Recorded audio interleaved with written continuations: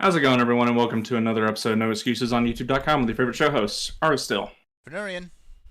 And Vorcel, and we're here to bring you the latest news and commentary on the video games industry for the week we would if anybody was playing any video games that weren't Harry Potter.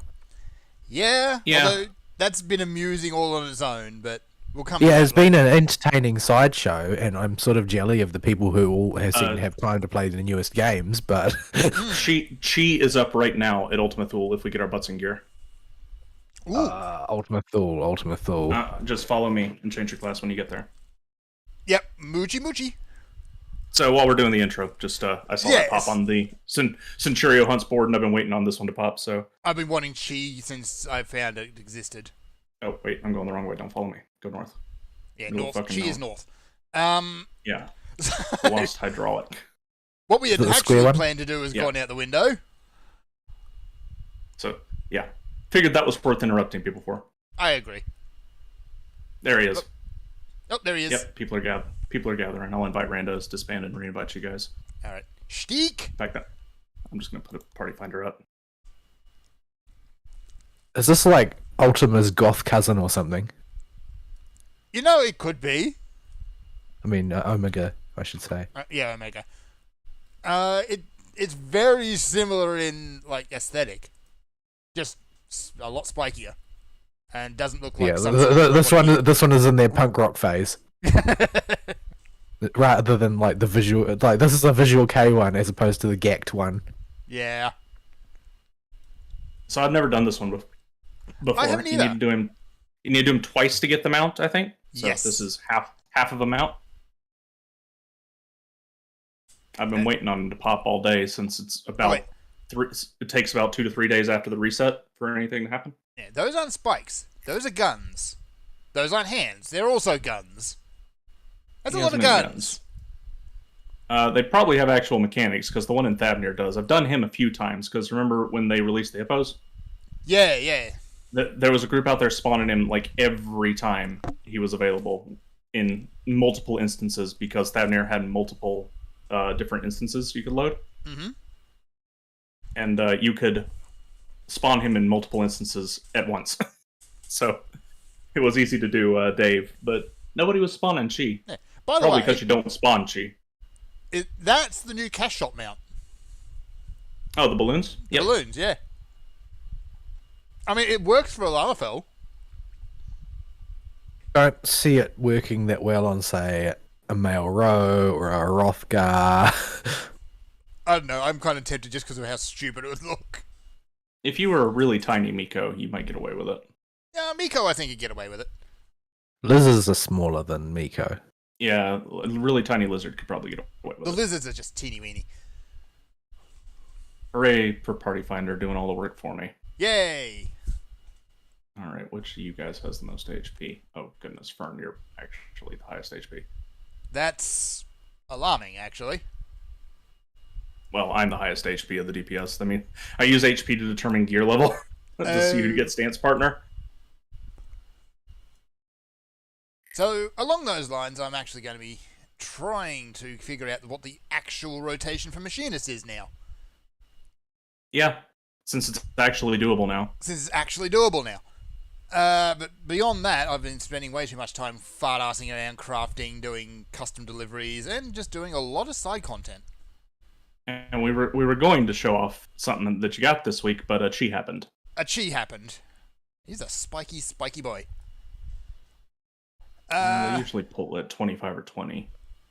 Ooh, I guess we're pulling now then. Evidently. Glad we got out here when we did. Any idea what he does? Oh, No, that, not a clue. apparently. And I guarantee the mob doesn't either. Rear guns. I'm going to assume that shoots behind him. He shoots He it can out, shoot shoot out his right butt. buttons.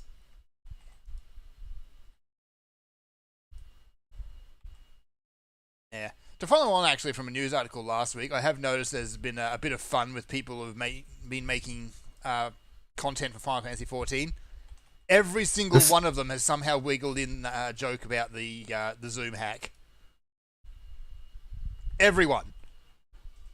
And it's been great. The other tank is actively trying to kill me. Oh wait, we can have chickens out here.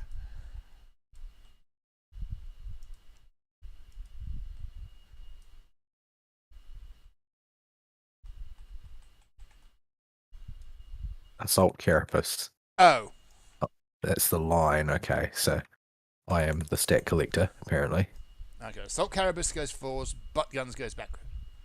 Rear guns, No, Assault forearms. Carapace is a line through him, like the whole way, it seems. Okay.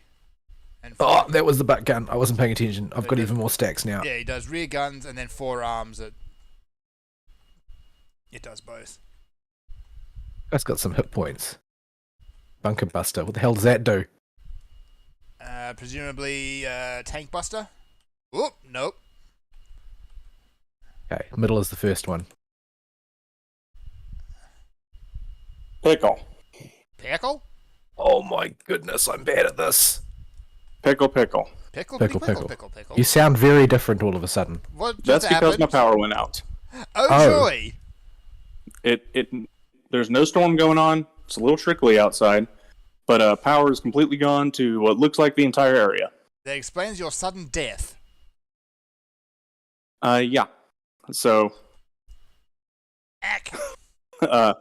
I'm not gonna blow all my data doing this, but I figured I would inform people, and I will attempt to get back on if the power comes back. Oh, and after all that waiting for Chi, you missed it.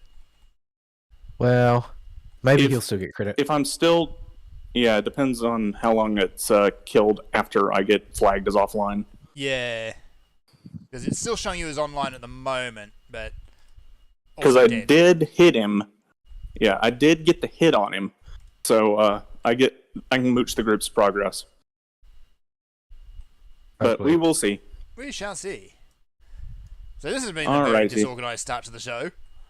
Carapace to rear guns. What does that Okay. mean? Which means he's going to do the line through, and then he's going to shoot the rear guns. Oh my goodness! Alrighty, folks. I will return if possible. Y'all have fun. Oh, He's I don't- flying in the sky. He's flying in the sky. I don't know what's going on. I don't know. Oh. I got dead. I have 5 stacks. Oh, good lord.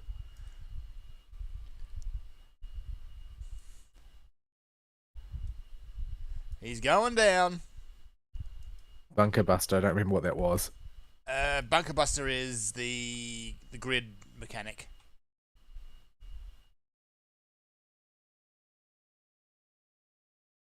Oh, okay. So he does that one, and then I think he does that one again after. Whoop, nope. Now he does that one. Assault Carapace. I get hit by this every single time. Presumably, you're meant to be able to tell where it's going to. Oh, I see. You're supposed to look for where he's dropping his pods. Oh. I still have 5 stacks, but I'm still alive. Oh boy, I wonder if I can survive this with 5 stacks. It's actually kind of a lot harder to see what's going on because of all the chickens everywhere. I have 6 stacks now. I am the stack collector! Oh, the stacks! It's showing Ari's offline, so... Whew. That was crazy. 26 bicolor gemstone, 6 Kai bolts. You're supposed to call it Kai, right? Kai Chi bolts, I guess. I don't know. Well, I mean, if Omega is one of them, I would presume the other one is also a Greek letter, So then it would be Kai, which is yeah. Kai. But if you say Kai, no one's going to know what you're talking about. Is that illiterate? Yes. Alright. So with that, I'm actually the party leader now, so everybody out.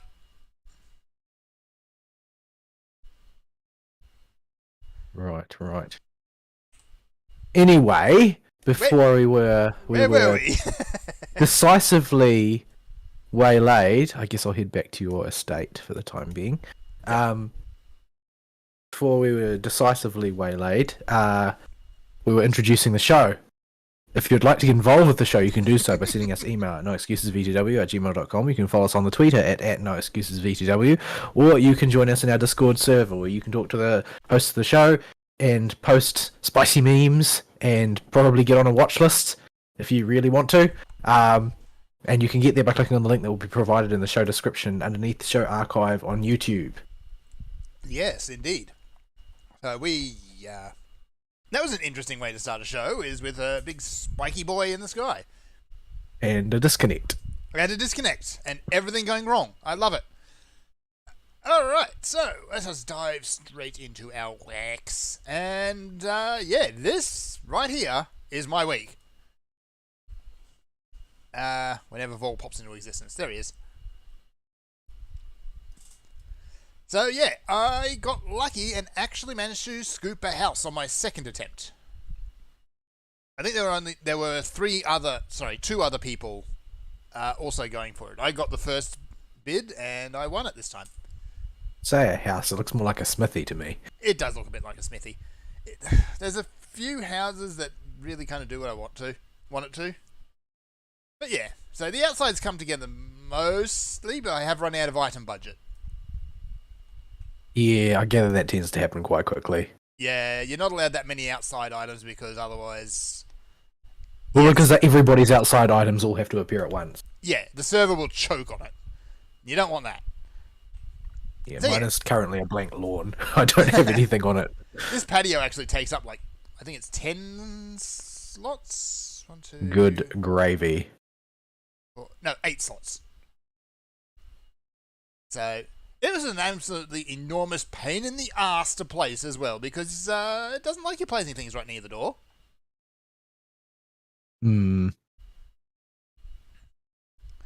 So outside it's not a whole lot, but inside, we will go inside.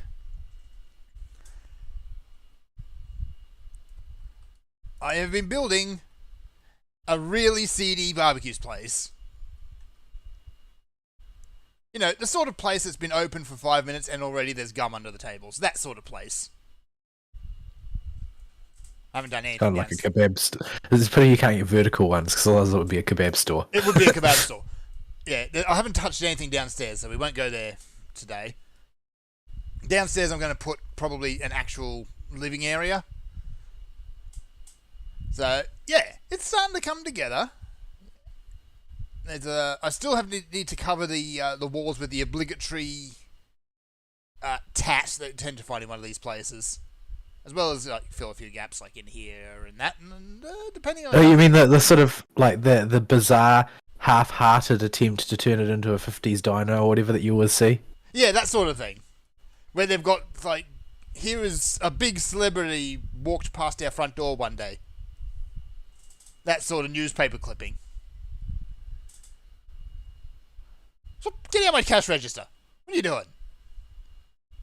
No? I need to finance the decoration of my own house. It's not a very organised cash register. It's just a big old pile of cash just dumped in there. There's actually an extended digression on the founding of the Aorzean currency in the encyclopedia. Okay. Yeah, those apparently books have been... it was basically a pretty chaotic affair, and eventually they just decided to knuckle down and standardize it for everyone because so many different types of coinage were in use. Yeah, that makes sense. I mean, you've got the all those merchant factions over in Ul'dah who would probably want their own currencies because they can. So yeah, I need to cover the walls in tat here, fill a few gaps, maybe put some food on the tables. I know there's at least a burger and there's a kind of a steak set that you can put on there. Somehow There's not even a Hildebrand portrait up in here. Oh no, that's in my apartment. I need to go fix that. Hildebrand can go... Hildebrand can go up there. I need actually... I think I can go and get another one. Where can I get that? What was it actually called now I think of it? Portrait of a Gentleman? Something like that? Not sure. Maybe it's Grand Company Seals? Not really sure. I'll have to look it up because there's a lot of items you can get and there's no real one website that actually documents all of them. FFXIV Housing does a good job, but even then it's missing a lot of stuff. Yeah, you can get some loose ideas, but oftentimes there'll be something key that you want missing. Yeah. Actually, like, yeah, there's some cool stuff I'm going to put up on the walls. Like, there's the, I think the pencil drawing of the two samurai would go up nicely. Unfortunately, I can. Anyway, I've got to play with that quite a lot. So yeah, there's a lot you can do with a house, and some people's houses are just insane. Yeah, this is clearly the whole game for a lot of people. Yeah. And now I just remembered how excellent WildStar's housing system, and now I'm sad. Yeah, it was pretty great. It was pretty great, but I didn't have any good ideas there either. But some of the things that people were able to put together were pretty stunning. Yeah. So the actual tools for placing things in Final Fantasy are jank. Very much. Yeah. Ooh. I feel like it's sort of a bit unfortunate that a lot of their stuff was designed in such a way as to make it very hard to overhaul. Yeah, and that seems to be a recurring thing with just about everything they try to do. They keep running into some technical limitation that's existed since 1.0 days. We've got the graphics overhaul coming at some point, which is going to open up a lot. They said that they were going to start rolling it out with 7.0, didn't they? I think so, yeah. Whether 7.0 is going to be a full expansion or not is a different matter. Well, we shall see. I hope it is. Yeah. Well, they said that they're planning to lay the groundwork for their next big plot arc in these patches that we're currently going through. So, although I still, like, I'm very bad at theorizing about what's going to happen next in stories. Generally speaking, either I am able to intuit the entire story down to the fine details in the first 5 minutes of a production, or I just am unable to form theories at all. I don't really have much of a middle ground. And in this case, I don't know what they're going for, because this whole 13th plot seems pretty self-contained. Yeah, I don't think they're going to send us off to the 13th for the next expansion. They've already done that anyway. Yeah, I think the debacle with the 13th will serve to introduce some new concept, I think. Yeah. And in some, it will have introduced some new concept, and that new concept will carry forward. But I don't know what they're really going for. Yoshi P constructs his stories always in such a way as to permit it to be established to a sufficiently inquiring mind the direction that he's headed, if you pick up on all the clues, but sometimes the clues are extremely obtuse. Yeah. Like, even though I've finished all the story content in the main story for Endwalker, I still don't understand the clues that he gave before it launched. Yeah. Like, there's some stuff that becomes obvious in hindsight, but other times, nah. Yeah, his clues tend to be a bit esoteric for me, I think. Yeah, if I haven't actually played through the...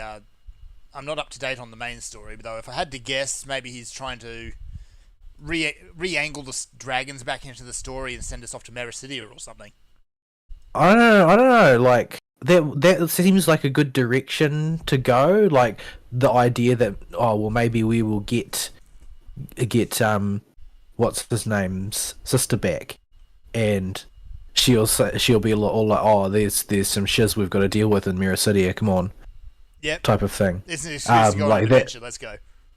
Yeah, that's a reasonable supposition to make, but there's also a lot of people who are suspecting that. The most popular one is that Estinian is going to die because people feel that his plot arc is too complete now, like because he's gone from dedicating his entire life to slaying dragons to risking his life in unknown territory to save a dragon he's never met. Yeah, and so he's coming to the end of his plot arc, and so people suspect that he's going to end up giving his life at the climax of the storyline that we're currently on. I really hope not. I love Obsidian, but... Yeah, I think that he adds a certain type of, like, goofball straight man to the crew that you don't quite get Yeah. from the others. Like, he was super, super rigid in Heavenswood, but now his role seems to be kind of that comically serious character.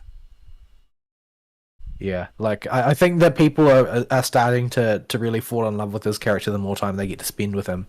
Yeah. And it would be a shame to see him go. I don't think that they're actually that hungry to kill off characters. I think a lot of Western viewers seem to like the idea of important characters dying, and I don't really understand that, but you know, it seems to be a thing. If you see Gen Urobuchi turn up on the writing staff, then you get worried. Well, then everybody's going to die. Everybody's going to So, die. so yeah, that's going to be a bloodbath. There's no two ways about it. It's what he do. But yeah, I hope that they don't go that route and just kill him off for no good reason. And maybe it's all right if they have a very, very satisfying way of doing it. But I think that if they wanted to remove him from the main team, it would be better to do so in a more peaceful way. It's like, oh well, he's now got this other commitment in this other place. Like they really need him to support them in Thavnia or whatever, so he's going to hang out there for a season or so. Yeah, like type of thing. If the main party decides to go off to the new world. Oh, hey, there we go. Rank up already. What did you just Sort do? of like, I didn't. Those was just been running around. Huh. We got a level up for doing absolutely nothing. I love it. Maybe Abo's doing something. Anyway. Maybe. Yeah, so I think that they could probably do something like that. Yeah. Like sort of what they did with the twins in the patch content. The twins are sort of like off to the side doing the twins things. Yeah. But I haven't done the mum's deliveries yet, but I'm assuming they're going to pop up at least a little bit in that. No, they don't appear even once. Wow. Okay. No, this is a side story. It's about what Mum is doing while the kids are off having adventures. Okay. Apparently, she's adopting Warrior of Lies. What she's doing. No, actually, she's adopting somebody else entirely. But she is definitely adopting someone because that's just the sort of person she is. It is the sort of person But she is. yeah, her little storyline is, it's very much focused on her and the sort of person that she is and the sort of like the soft power that she exerts as the lady of House Leveilleur sort of thing. Mm-hmm. So she's sort of like the busybody mum on the PTA, except at sort of like a nobility level. And she's not insane. Yeah. Well, I mean, Rowena might disagree. Yeah. Have you done that quest? No, I haven't. Where I think that might actually be the opening of her deliveries quest or something like that, where she's negotiating for assistance setting up her plan, and she basically, you know how Rowena basically is taking us for a ride throughout the entirety of Final Fantasy XIV. Yeah. For profit. Indenture seems to be her go word, unfortunately. Yeah. Basically, Mistress Leveilleur is on a level above her and manages to take her for a ride. So, here it is. I will take this picture. and with none of the initial advantages. Yeah. But I don't remember if it was within her deliveries quest or whether it was just a conversation you have elsewhere in the game. I can't remember, but it reveals that I think it was that she basically managed to land the twins' dad by blackmailing him. There's definitely blackmail involved, I'm pretty sure. That's worrying. Yeah, apparently, I guess he's into that, so... Yeah. They do make a very weird couple, though, because he's, like, about as rigid as they come.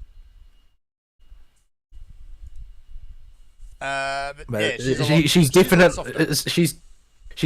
the grand matriarch of the estate, though. Like, it's pretty clear that they've got one of those arrangements going where the dad is definitely the king of the workplace, but at home he doesn't rule the roost. There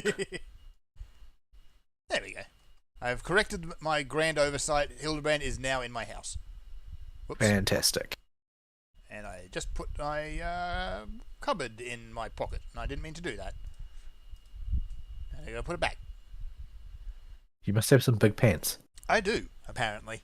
I can put a whole rack of mystery bottles in my pants.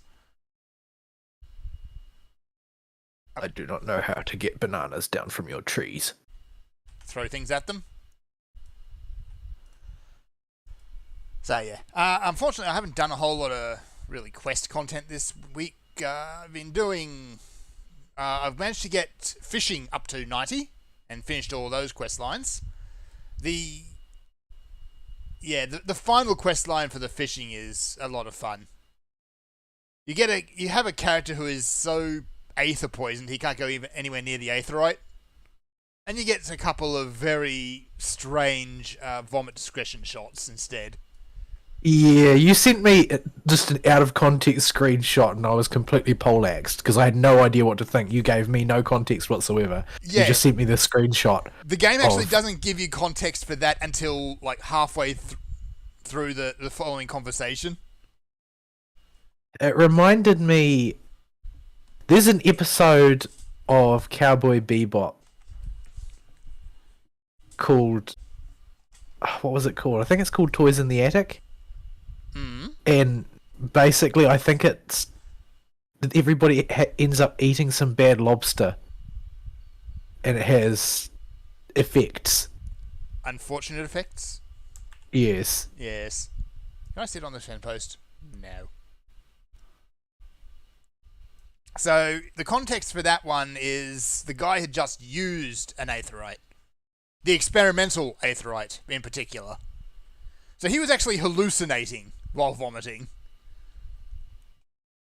I see. The poor guy.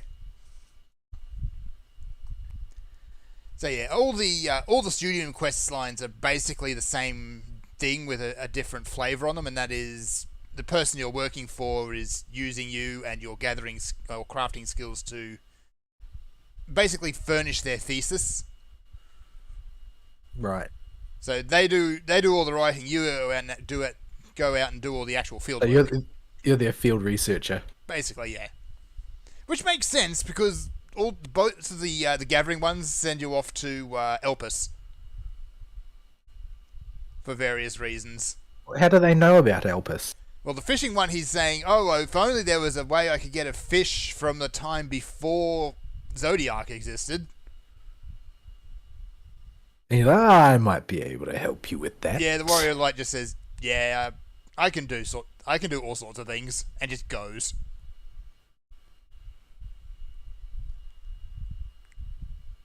So yeah, it's a good time. It's not a like must go do quest, but it's all right. Yeah, there's one of those major sets of quests that I haven't touched yet. I still haven't done the fishing ones. Of course, my fishing level. What's my fishing level? It's very low. My fishing level is level 32. Yikes! And I haven't done the fishing quests in the Crystalline Mean, and I haven't done any of the crafting or gathering quests in the Studium. So yeah, the Crystalline Mean is all about fish as medicine. I see. More particularly, it's a lot of people in the Crystarium don't have proper diets and are getting sicker as a result of it. And you need to solve this with copious fish. You solve this with copious fish. To be fair, the land is basically being lasered constantly, or was. So agriculture's not really much of a thing. Anyway, let's go look at Ari's house, because he's been busy, apparently. Right, let's see. Let me see if I can release this cat. He is in my room, and he is being annoying. I don't know exactly where I'm supposed to teleport to, actually, because... What number is your plot? Yeah. Is yours 47 or 23? Mine must be 23. Because it doesn't actually show me... Oh, this is Abo's yes, place. it is. Well, Abo's is at least in the same sector. I went to his by mistake. Whoop, whoop, and jumping. And there's no fall damage in here because magic, I guess. So yeah, that's Ari's place up on the hill there, the pink one.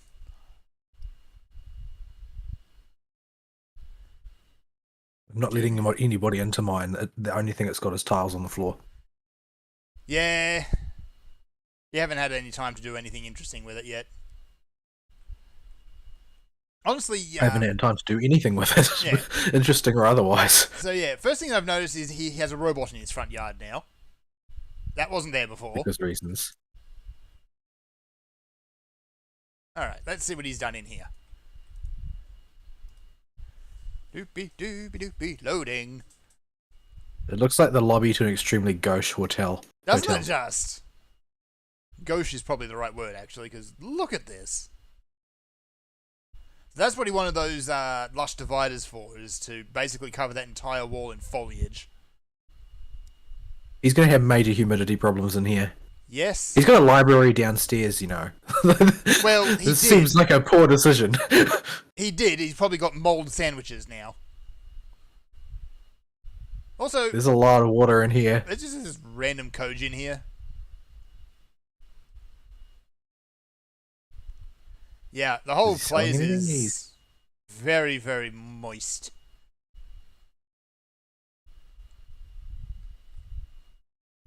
Although I could totally see a really posh hotel or one of those, like, excessive cruise ships. What is this? Having something like this.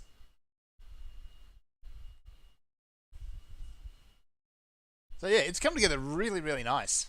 What's this? Can I touch this? No, it's just there. Got a triple triad board. Oh, wait, why is this? It's adorable. It's a fox sleeping on his chair. Is that part of the chair, or is that a pet he's sit? Hang on. Ha! Oh no! Oh no! I have turned on the faucet in his bedroom vanity, and I'm going to leave it on, like the robbers in Home Alone. Oh, you're a really crap robber. So, I've just done something unspeakable. Did you just sit down on a small fox kit? Yes. If I stand up, will it be squished? I wasn't even sure if it would actually allow me to do it, but apparently it does. That's fine. So, yeah. This is the sort of thing you can do with your housing. You do, in some cases, and particularly for things like what he's done here, like how you've got those waterfalls clipped into the foliage dividers there, you kind of need to pull some shenanigans with placement of items. And there's a mod or two that you can download to do it. There's also koi in here. Koi that keeps swinging through those rocks. That's kind of weird. But yeah, I think those mods that allow you to do that are kind of pushing the rules a little bit. I think that they have bigger things that they're worried about than those particular mods, though. Yeah. Because let's face it, their built-in housing system is a bit jank. Yeah, so long as you aren't encroaching on someone else's space, you can more or less get away with whatever. Yeah, just don't ruin the fun for other people, and you can do whatever. Don't bury a boat in the ground that includes the territory of the shed. Yeah. Yeah. Alright, so let's get out of here. So yeah, this week has actually been, I've been building stuff for my house, and in a lot of cases it's a lot more economical to go out and actually just make things yourself. Yeah, there's a huge markup on a lot of housing stuff, except it's kind of hard to tell exactly how much that markup is. Because, I mean, it's fine to pay a markup for a little bit of convenience, but oftentimes that convenience is offset by the fact that, oh, well, there's something else where the markup is much, much larger, but it uses the same ingredients, so you might as well just gather for that while you're at it. Yeah. Like, actually, I'm going to switch to Botanist, and I'm actually going to go and make something to put in my house. And we'll see if Ari comes back. So what I'm actually going to do is there's a couple of bars that I need to fill in that gap. My house is so desolate. Yep. So, There's nothing in here, and it makes me sad. I need walnut logs. Yeah. So finish fishing, and I'm on to mining now. And where am I up to mining? I'm thinking I'm up into 60s, 70s, something like that. Yeah, you can level gathering like really quick if you just spend all your time in the item. You are going to be picking up a lot of crap that you just can't sell though.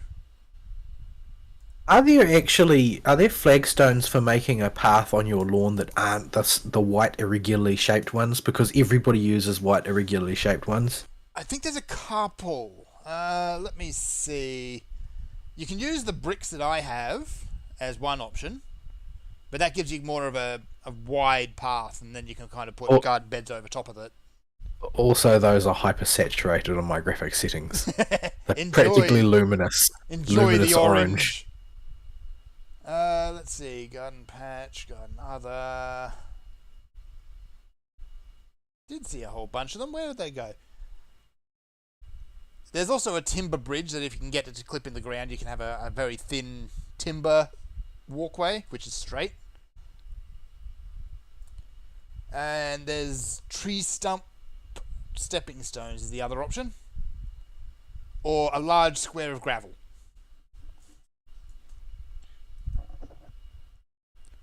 So there's a few. What's wrong with conventional flagstones that they have in every country and every culture? I don't know. You're just going to follow me around while I murder trees. Yes. Ah, lovely.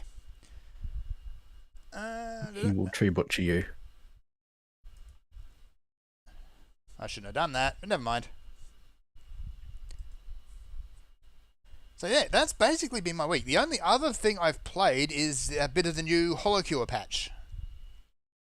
What have they added in this patch? They've added Gen 1 and Gen 2, and a teaser for ID.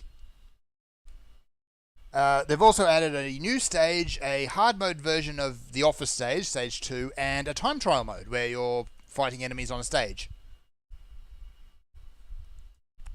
And some of the new characters, or the new playable characters, are very interesting. And so? a few of them are actually kind of overpowered in some cases as well. The most interesting one, and the obvious one we'll get out of the way first, is Hato, who, unlike everyone else in this game, is a dual stance character. Oh. Yeah. So her ultimate charge is super duper quick. As Hato, she kind of does knockback, and as you level up her passives, she kind of gets a lot of recovery and defensive and knockback type abilities. Then when you fire your ultimate, you do a big burst, and now you're Hachima. And Hachima is very offensive. She's also she is also a very attack-focused character. So her attacks do a lot of damage. They apply damage over times and all sorts of other shenanigans like that.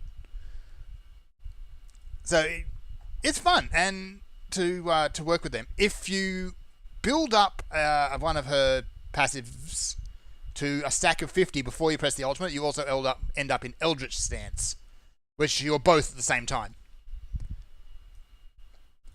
So that's I see. That's a good time. It's kind of alarming, really. Yeah.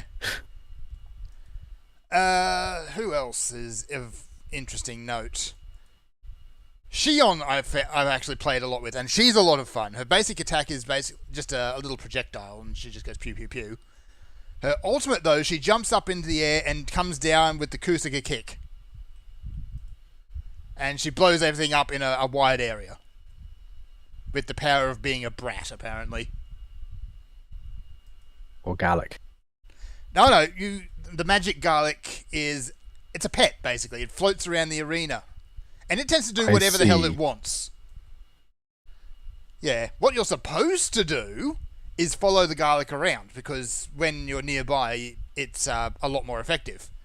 But the garlic doesn't care where you want to go. It just goes where it wants to go, and usually it will go the opposite direction.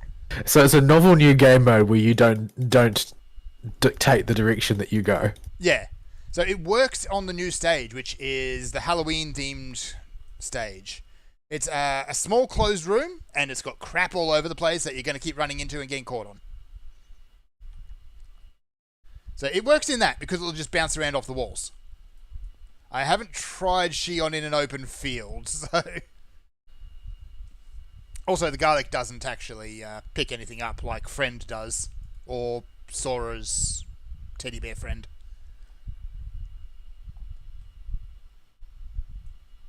Alright, other characters. Aqua is a fun one. She's actually a keep away type character. Her kit, she's actually got the lowest hit points of any of the other idols. She's very, very squishy.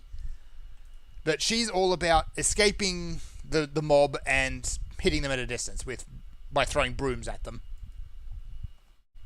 I see. Because Aqua, I guess. I did not notice any onion jokes, and I am sad about that.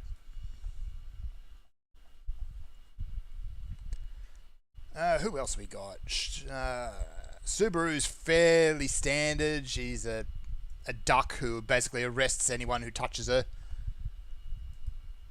I see. Yeah. I'm just trying to think. I don't think there's anyone else. Everyone else is fairly standard, although Aki is kind of overpowered. Her basic attack is her hair, or rather her Levitating pigtails. Her levitating pigtails. One of them will always attack the closest target to you, and it will just sit there and it'll just go pew pew pew at it before it moves on. The other one will zoom around at random and start shooting. But they both do it very, very quickly. She also has a belly dancing mechanic where you keep moving, you're going to build up charges of belly dance. And in order to fire it, you stop. You stand still for about a second and a half. And it will, if you're at full charge, it's going to basically wipe everything off the screen. So, she's odd, but being able just to blow up the entire screen and having a very powerful basic weapon makes her really, really powerful. So yeah, that's been a lot of fun. They've added a new bunch of weapons as well. I've only unlocked one of them, which is the EN Curse. Because, of course it is, I guess. And that is a projectile that will put a bouncing dot on whatever it hits. And every now and again, it just explodes at no reason. It just explodes. So very fitting for the EN Curse, I think. I'm just checking out. What else have they done? The biggest other thing they've done is he's already put up, I'm going to say he because it's KU. The guy who does basically everything for HoloLive. Why Cover hasn't just hired him at this point, I don't know. But there's a teaser at the end of the gacha list which shows what's coming next, and it's all 9 of the ID idols. It's going to be a big patch. That is going to be a big patch. And some of them I am deeply concerned about. Because how do you...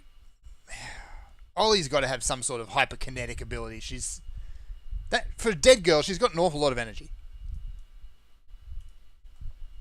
Well, her personal testimony is that Kobo is crazier than she is. Kobo is... Yeah.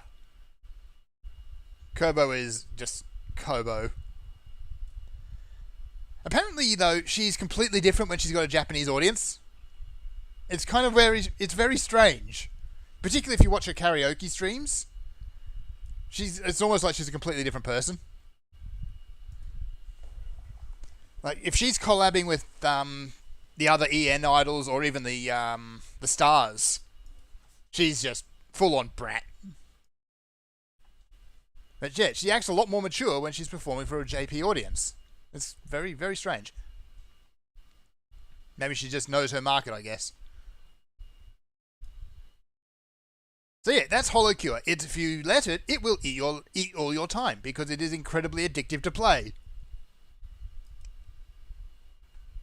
I also played a bit of Delivering Hope, but yeah. That game's the sort of thing you play for maybe 1 or 2 rounds and put down again. There's only so much yeeting of Iris you can do. So, while I do other stuff, I'm not even doing this properly. I'm just gonna mindlessly whack a tree. What have you been up to this week, Paul? Working, as always. Yay! Yeah, I'm still in deathmatch mode. Unfortunately, every time I think that I'm about to crest a hill and get to position where I can, start operating things a bit more stably, everything starts to fall apart again. There's a different reason every week that it does. But this week was ILCP Hell Week, which is basically, in order to maintain your accreditations, you have to do a certain number of ILCP tests and pass them every year, and the number of tests, the number of times each year you need to do a test varies between tests. So it's like, I think you need to do 11 rounds of meat microbiology tests and pass them in a year, but for others it might be 2 rounds or 1 round or whatever. But because of this, the different types of matrices that are offered overlap at different rates, and it just so happens that February is a month where a large number of them overlap all at once. So food micro overlaps with milk micro, overlaps with milk powder micro, overlaps with butter micro, overlaps with meat micro, all at the same time. And the thing with this is it's a huge amount of work, because there's a lot of tests will be on each sample, because you're trying to do as many ILCPs as you can for that matrix within reason. And because they're ILCPs, they'll all generate, well, a large number of them are going to generate confirmational testing after the fact, because they are artificial samples designed to be contaminated, basically. Mm-hmm. So that you've got to stretch your muscles on the other tests, as it were. Yep. Which basically means there's a huge amount of work to do, and very, very few people on staff are as comprehensively trained as I am. So it means that there's a lot of work that I have to do, and this coming week will be just as bad, because I'll actually have to crunch the data and submit it to Global Proficiency, which is a huge job. Plus I'm behind on basically everything else, because I'm constantly trying to get things done in an environment where we don't have that many skilled staff to work with. We had another resignation this week, but it was basically an intractable one. We can't give people dream offers, basically. Oh, that was the one crying about the sick leave? No, that resignation was ages ago. Good. Basically, she's gone now. This was her last week. She still managed to reach out and hack me off from beyond the grave, and I think the second to last thing she did before she walked out the door was to ask me to talk to the business unit manager about her sick leave. Again, I think she's just one of those people who can't accept reality. Yeah. They're already offering above, whatchamacallit now? Yeah, above standard for... yeah. We offer twice as much sick leave as a standard. Award, that's the word I was looking for. She used it all up. But yeah, this was another one, and it was just a case of a place that she'd worked at before, as I understand it, had offered her a permanent position at a much higher rate than we could ever offer her. So yeah, there's no keeping her. But yeah, we've got a few new staff in who seem to be working out relatively well, though, thus far. No knowing how long we'll be able to maintain them, but especially considering inflation marches on, and the Labour government has proclaimed they're going to raise the minimum wage again because it's an election year. Yeah. So the minimum wage keeps getting higher and higher, and everybody keeps getting poorer and poorer, and all the stupid lefties don't seem to understand why. But just pull more money out of nowhere. It's fine. That's how this works, isn't it? Yeah. Money print to go burr. Money print to go burr. But yeah, so I ended up basically working about 12 hours a day all week, and I'm glad that it was a short week for me, because I took the Tuesday off ahead of the week. If I had been doing it for 5 days straight, I would have been too exhausted to do anything today. I'm still pretty tired, but so it's another weekend of me sitting squinting at my laptop screen and hoping that somehow I will have not have to go in on an emergency to fix something. I've had to only call them up twice to sort problems out so far today. Hopefully I don't have to call them up again. Yeah. As far as other things I've done, not much, to be totally blunt.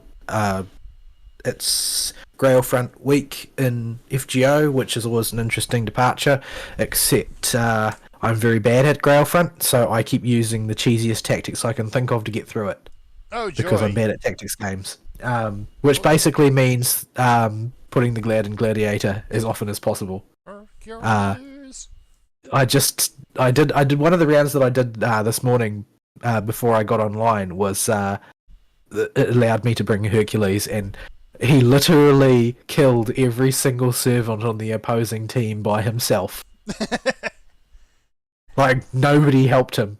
Nobody did anything except him. Just get out of the way. Yeah, and it was just like Hercules was one after another, after another, after another, just butchered the entire opposing team. He's a scary boy. He's a scary boy in Grailfront. The ones where you can't take him are quite a bit harder. My next best for Grailfront is probably Kama, because she's very good at very good at generating crit stars, very good at doing damage, very good at charging her NP, and she's got a guts, which is very, very important in Grailfront. Guts abilities are of inestimable value.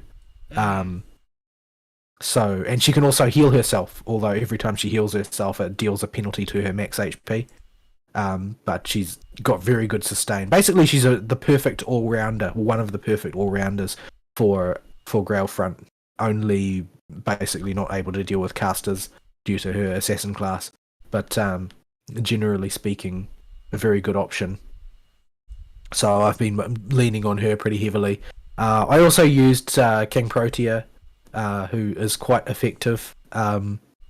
Basically, with King Protea, her gimmick is that she can continually increase her max HP.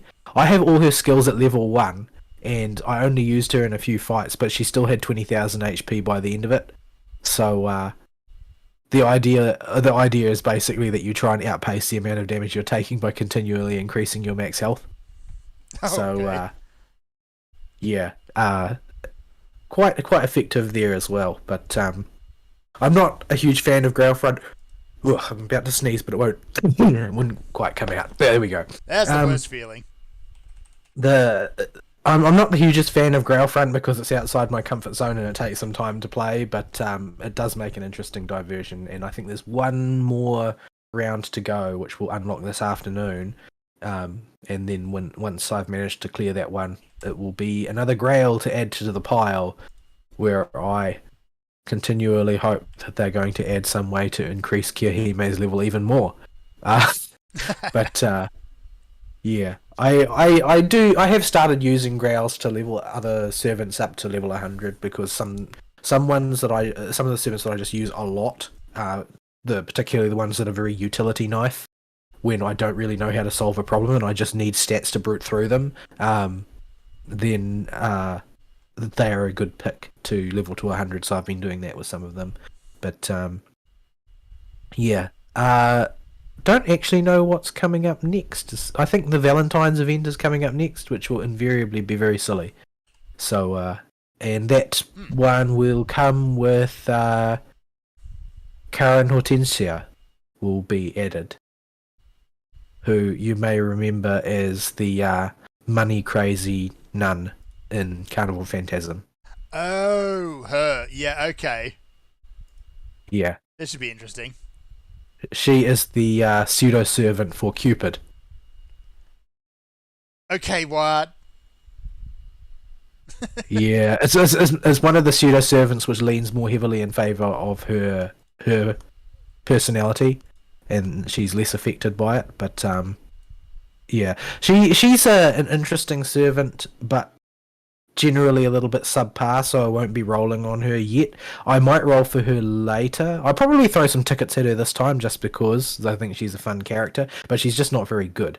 But once she gets a couple of strengthenings under her belt, and then, you know, the meta environment moves around a bit. Quick is very, very weak right now, and she's a quick servant, but in a couple of years' time, she would technically be one of the best servants in the game for AoE damage, but it takes her a long time to get there because she's got some fairly critical weaknesses in her kit that make her very hard to use, and she's quite a good endurance character as well because she's a ruler and therefore takes very little damage from most classes and has generally high stats.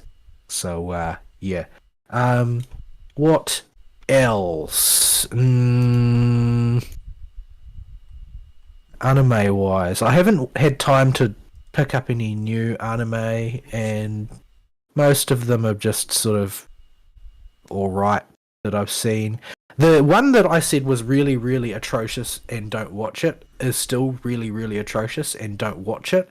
However, I did keep watching it for reasons I can't really explain to myself, and it has had a few funny moments lately. Like, ultimately, it's still very bad, but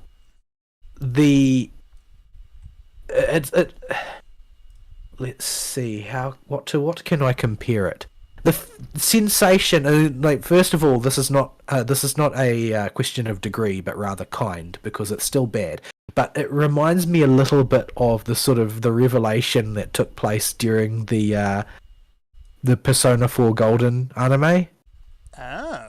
Where they realised that they'd gotten off to a really crummy start and then just decided that they weren't interested in being serious anymore.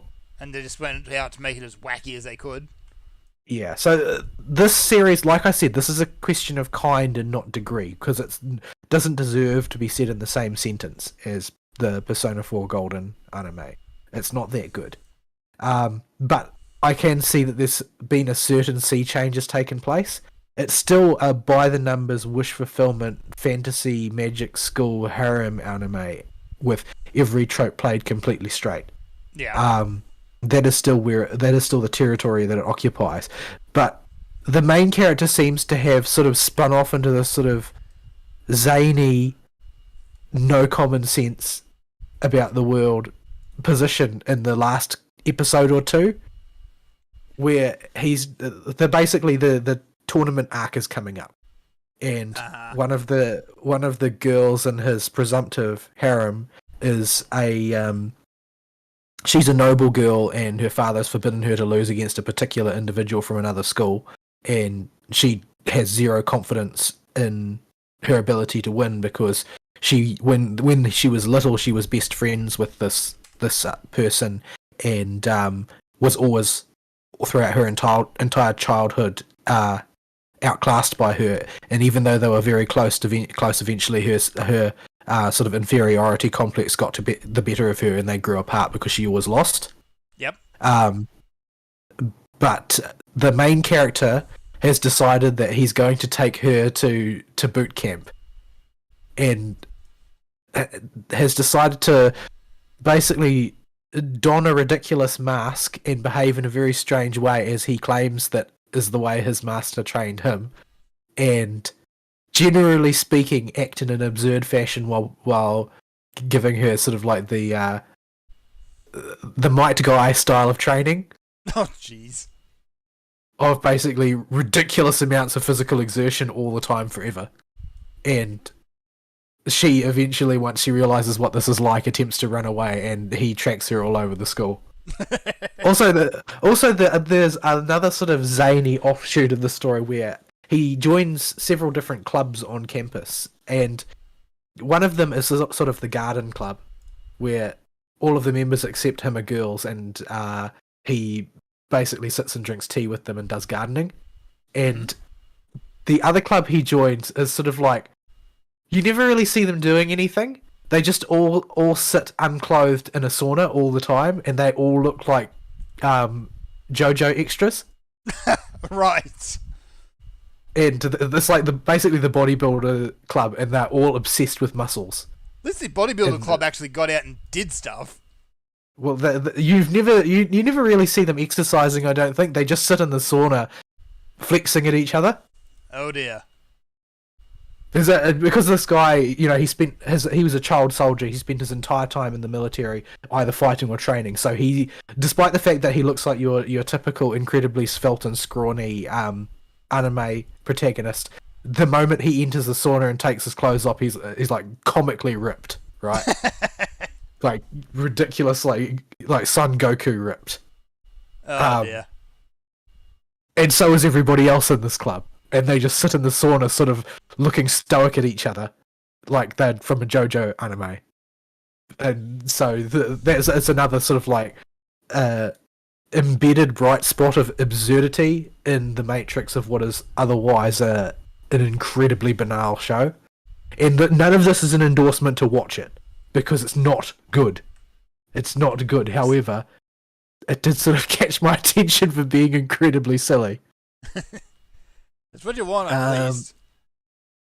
Yeah, so like it allows me to graduate it from to move it up one notch from like actually I feel miserable about having wasted my time to okay, I did get a chuckle out of this. Yeah. I'm continuing to watch season 4 of Bungo Stray Dogs, which continues to pay dividends, and I have no idea why it was never popular. Maybe it's too Japanese. Maybe that's the reason. Maybe. I've been meaning to sit down and watch that. Maybe I'll do that in the next week. I'm currently really enjoying it. It is the sort of show where you have to watch it from the beginning. Yes. You can't just drop into a later season because it's an ongoing story. And it's sort of, while initially the focus is very much on the Were Tiger character, it sort of gradually moves around from there, and you get to see bits and pieces of backstories of other characters, both major and minor, and how they got to where they are. And it's just generally it's not really groundbreaking. There's nothing in there that you won't have seen before, but it's sort of like a relatively fun, relatively well executed, basically an example of how you can do all of these classic things still well. They're not so tired you can't use them effectively anymore. So yeah, I'm quite enjoying it. And we're as of episode 6 of season 4, we're sort of at the sort of major crisis point of this season. It looks like where everything is starting to go horribly, horribly wrong, and the enemy completely has the upper hand, and nobody's really sure what to do to get it out of the situation because things have gotten so terrible. Yeah, it's quite an enjoyable sort of show, in a generic kind of way. It doesn't do anything especially new, but what it does do quite well. I don't know, is there much else that I want to comment on specifically? Bofuru has continued, and Maple continues to be Maple. Yeah, I watched the first episode of the new series, and I don't know, I just can't get back into it the same way I did with the original. I think that if there was no break, it would have been easy to keep watching.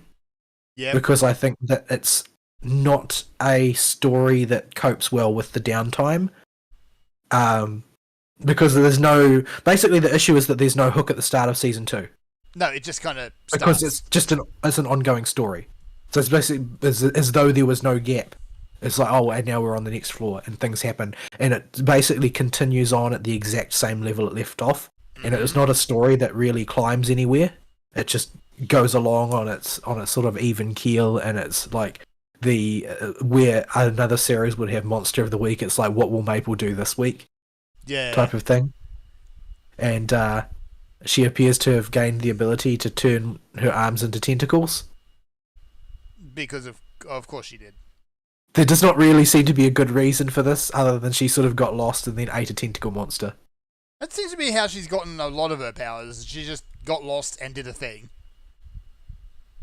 She also gained the ability earlier in this season to like summon a horde of demons or something, which was also accomplished by her getting lost. She simply tried to go from one floor to the next and took a wrong turn and ended up in the secret area where she fought a secret boss. And now she's got demons. But, the plot is furiously trying to find ways for the other characters to keep up with her because she's so outrageous.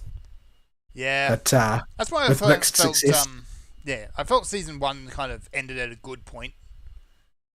Because yeah, the floor was over, but Mabel was so ridiculous that the rest of the cast was falling behind anyway. Yeah, well, they all have their own strengths, and Maple will always stick out as being like the ridiculous one. But they've all sort of developed their own abilities, and like for instance, Kasumi more or less falls into the background because she's a attacker type, but she's like categorically less powerful than Maple, despite being an attacker. So in the first series, she's pretty much useless all the time. But she has basically, in this current season, she gains a few additional abilities early on and has proceeded to unilaterally curb stomp everything she's gone up against so far. I mean, she had difficulty with one of the bosses, and I'm sure Maple would have just eaten it or something. But she just, face checked it over and over again until she won. And then she got her own little pet, the way Maple has the flying tortoise. Stupid tortoise. Except this pet is a baby snake that appears to do very little other than be adorable on screen so far. But I'm sure she will also develop I'm sure that the snake will also develop some outrageous power, because everything seems to. And the devs of this game really don't seem to learn their lesson very quickly. Yeah. Like, a lot of them actually, because, what's Maple doing now? Well, she's doing this. Should we interrupt or intervene? Nah. Well, I sort of feel a bit bad for them, right? Like, because this is sort of like a comic version of what it must be like to be an MMO developer during Race to World First. Yeah. Like, the people participating in the Race to World First are furiously trying to break everything that you've done, exploit everything that they can, and come up with workarounds to all of your carefully tested stuff. All of your balancing work will be summarily disposed of the moment that somebody finds a loophole, and you're furiously trying to patch it over before they manage to kill the boss. Yep. But yeah, they added a new character to the developer cast, who seems like somebody that upper management has sent in there to try and figure out why they haven't managed to get this Maple problem under control. Except that, of course, she doesn't know anything about development. She's just there basically school marming at them. Oh, one of those types. Yeah, it sounds like fun. I just haven't dug further into it, because, yeah, like you said, there's no hook in that first episode, season 2. Yeah, I like this. I like the story very much. That's why I've got the original season on Blu-ray, so I'll keep watching it. But it's not easy to jump into. It's the sort of thing that you wouldn't go out of your way to watch. Really, it's more like, oh, I've got nothing to do. Let's watch some light comedy, sort of thing. Something light and fluffy, or incredibly stupid. You get both. What else? The Nagatoro anime has fully, you can see that you can see through it. You can see that the original material at this point, by this point, had developed a self-consciousness about the level of bullying that was taking place. Mm-hmm. Because it has, you can see those sort of smoothed over the cracks compared to the original material. The original material, I believe, went through a series of incarnations, but apparently the relationship between the two leads had a lot of an even nastier dimension in the very earliest material. But it has sort of been the rough edges have been ground down over time, and in the anime version of it, they have basically smoothly transitioned from the senpai character being a toy to Nagatoro to these two are actually actively flirting with each other, but neither of them has really realised that's what they're doing yet. Aww. And so you actually get to see Nagatoro is constantly springing to senpai's defense anytime anybody picks on him, and the senpai character is actually managing to find its spine now and again. Yep. So they both sort of it's moved from, oh well, this is a gag anime about a girl picking on a guy who maybe she likes, to, oh, this is actually sort of a more traditional high school rom-com about two people who clearly have a little bit of personality problems, who are gradually growing up because they're kids and kids eventually grow up, sort of thing. Yeah, It's nice that there's actually it's an anime about character development more than anything by the sound of it. Yeah, and it's because it's still a slice of life gag show. These aren't like there's no like drama character development. It's just oh well, I mean these two people just spend more time together and in each other's presence they try and be better people. Because they want each of them wants the other one to like and respect them, so they try and be better. And so, you know, episode over episode they grow up. But there's no, oh well, this is a dramatic crisis that I have to overcome on my hero's journey. That never happens. Yeah. Oh, yeah. I don't know if there's really anything else I want to comment on specifically. The other one I've been really keeping up with has been Campfire Cooking. Yeah, I've kept up with that one as well. It continues just to be light fluff about a guy who travels around cooking things. The Wind Goddess is a flake. The Wind Goddess is a complete flake. We've got, you know, I think it's a rule at this point where if a goddess turns up in an isekai anime, she's got to be useless. Yeah, that really does seem to be the case. There are quite a number of these have shown up now. Yeah. Like, if you say that on the FGO Reddit, that's basically regarded as bait posting because a whole bunch of Ishtar fanboys will show up to accost you in response. Yeah, Ishtar does something. But, yeah, sit in the corner of the palace holding a tablet saying that she's a useless goddess. And showing her bum. She's very good She at does showing show her bum a lot. But the thing is that while you see her screwing up a few times in Babylonia, the bulk of the meme actually comes from the fact that every time she tries to pull off any kind of hijinks in Chaldea in events after Babylonia, everything tends to go categorically wrong for her. Like, she will always be, you know, sly and conniving and successful right up until the critical point, and then the second she goes loud, her plans turn pear-shaped. Everything goes to custard. She ruins it completely, usually for herself. Yeah, like she is always she's always ends up being the butt of her own scheme in the end, and never learns her lesson. She'll always be ready to try again the next time, just like Team Rocket. Yeah. But that's why people view her as a useless goddess. But I mean, of course, the example is Aqua. Yeah. Who it gets specifically commented on anytime she's not useless because it's so unusual.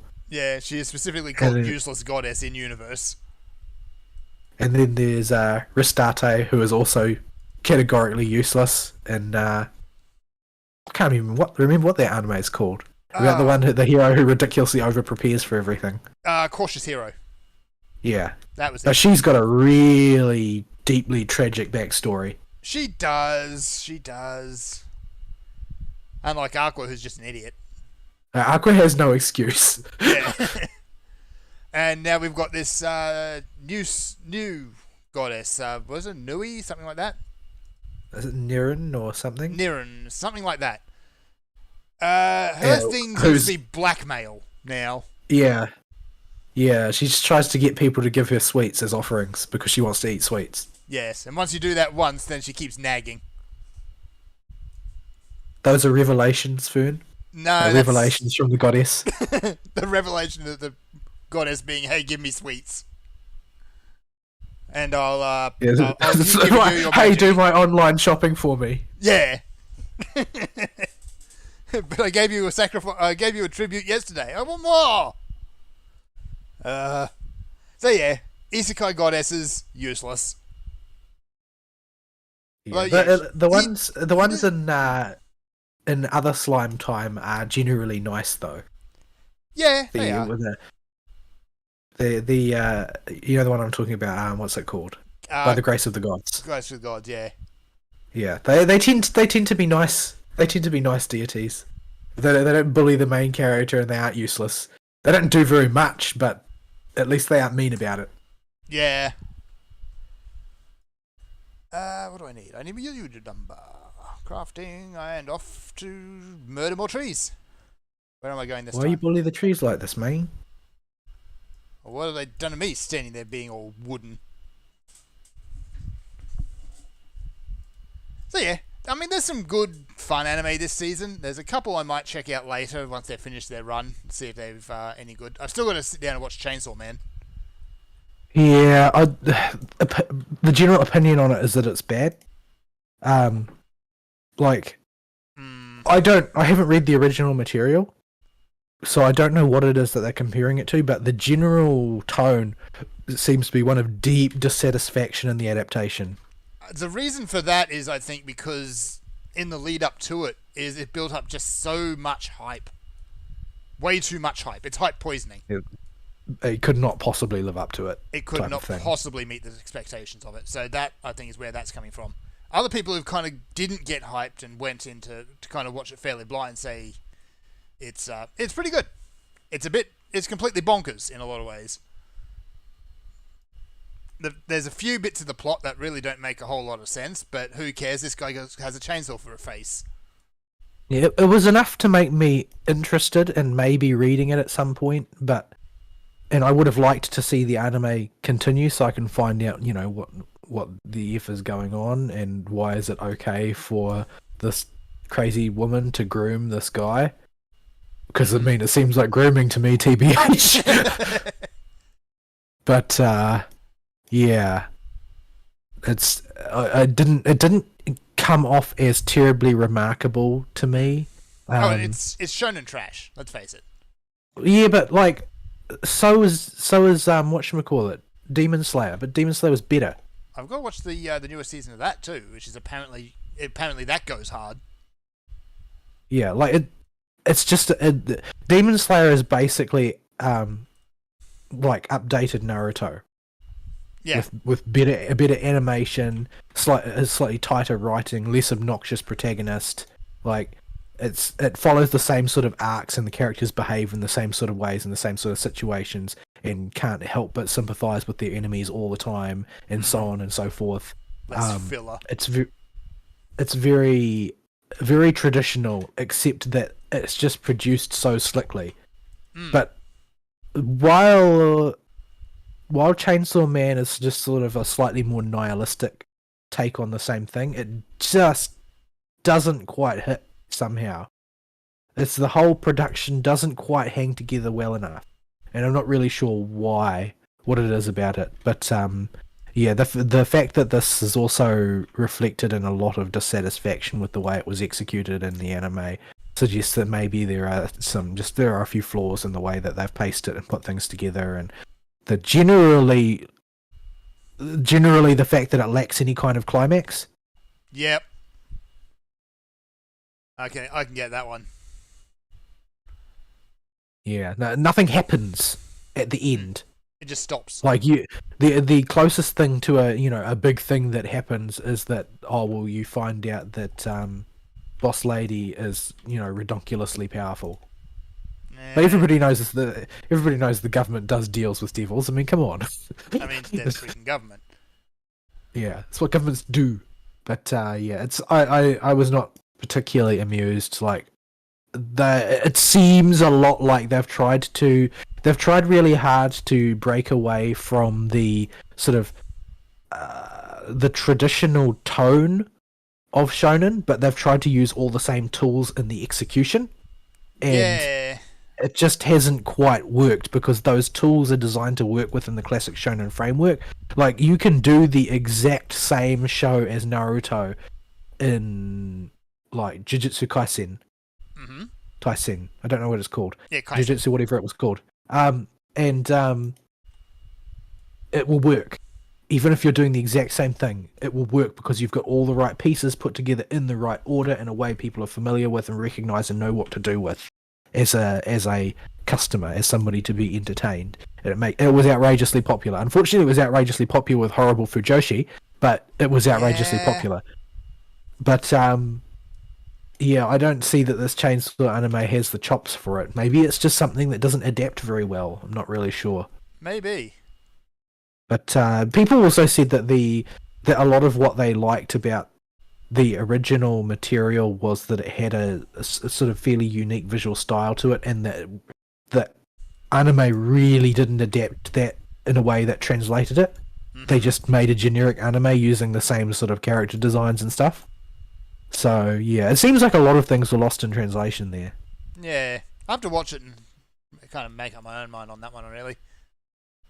It's not like it didn't have its exciting moments and its cool fights and whatnot, but they all felt like they fell a little bit short of what they could have been, and they weren't the sort of like nail biting, edge of your seat stuff that you got in like in Demon Slayer.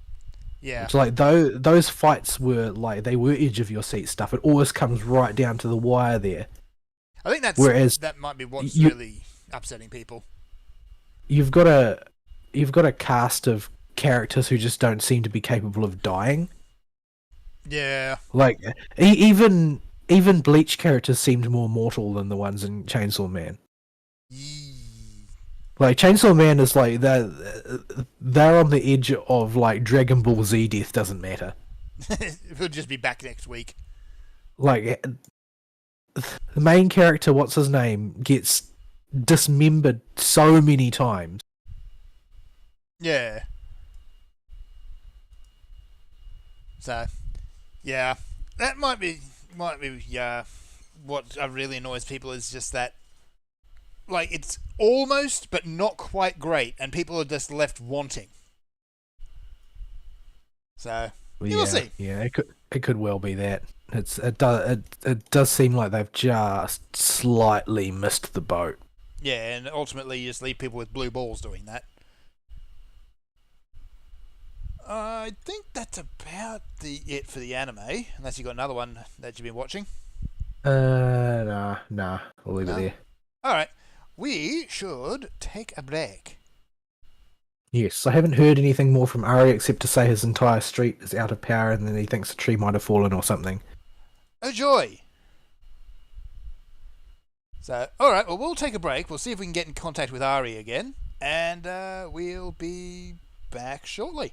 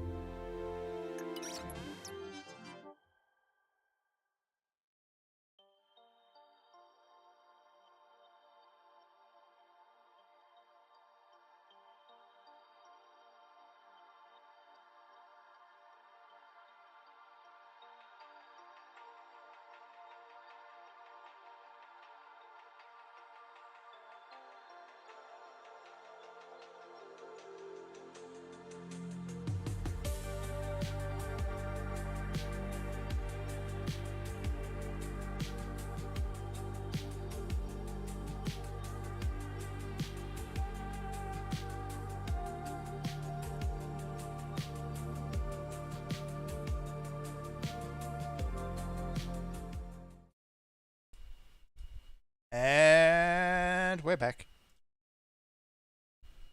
Yes, indeed. Yeah. Oh, actually, I haven't even checked if we got emails this week because we're professional. This is just how we roll. It is. We do these things without planning and anything like that. Seat of the pants, that's the way to do it. Oh, what is going on here? We have. I think Ari's made a mess We of our have- inbox is what he's done. What did he do? Did he try and reorganize it? No, I think he may have signed us up to Rumble. And now we're getting spammed with video recommendations. Oh, right, he did want to create a Rumble for us. Yeah. Yeah. So, yeah, this is...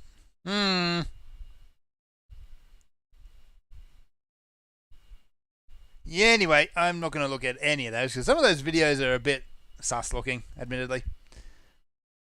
it would not do to get banned from YouTube because of looking at an email containing things that they don't particularly like.